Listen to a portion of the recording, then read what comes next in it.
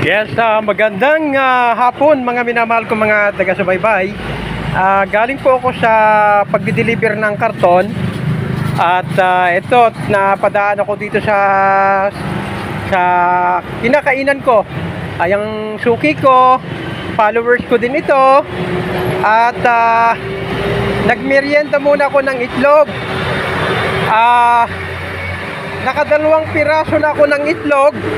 Naalaala ko, ay siya nga pala, ibibidyo ko. Hindi ko na video yung kumain ako ng itlog, nakadalawang kain na ako.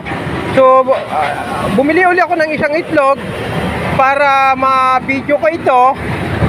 So, kailangan ko kasi ang maraming video para i-post ko ng Facebook.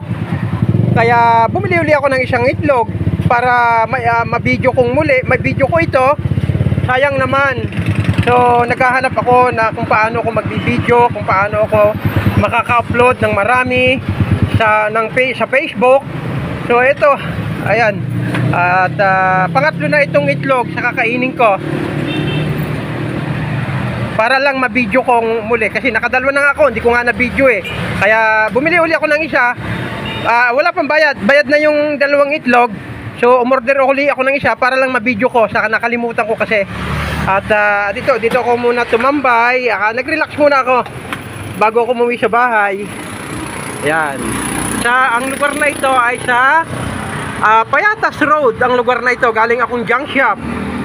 Galing ako sa junk shop.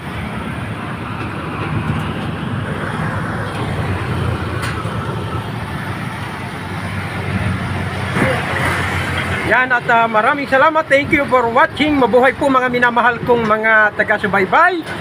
Please, like and share po mga minamahal ko.